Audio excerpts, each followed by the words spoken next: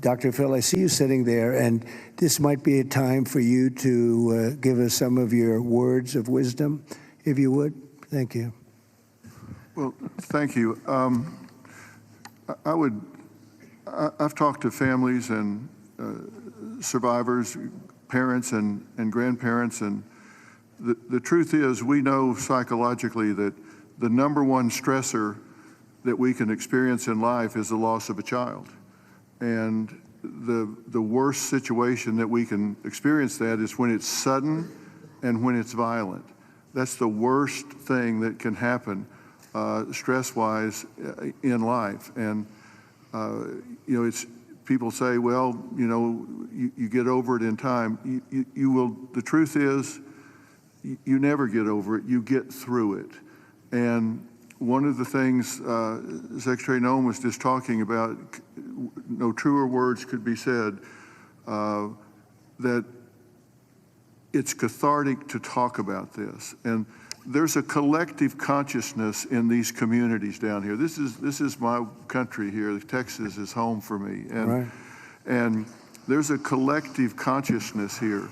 And everybody in these communities suffered this loss at some level. And so everybody shares that. And so everybody shares the healing. And that will come through here.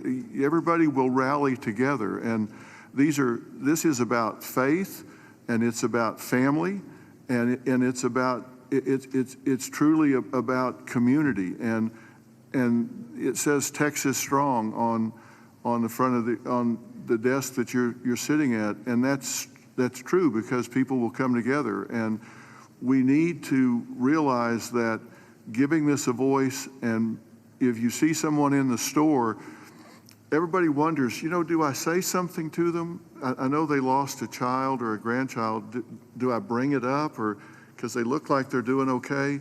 The answer to that question is an unambiguous yes.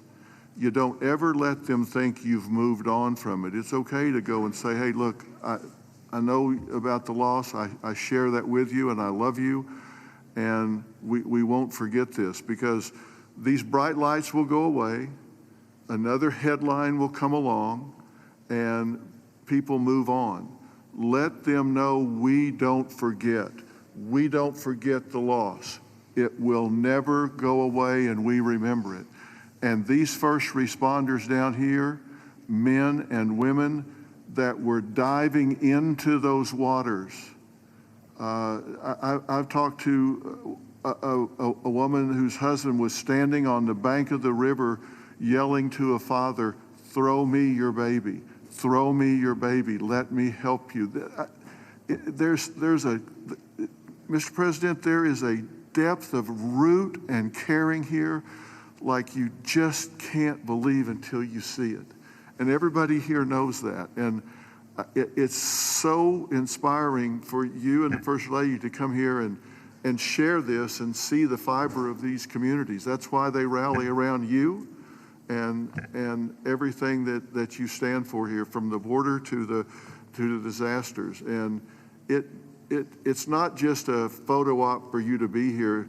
People see your heart and believe in what you stand for. And God bless you for coming here and doing this. It means a lot. God bless you. Thank you. That was really beautiful. I'm glad I asked him to say a few words.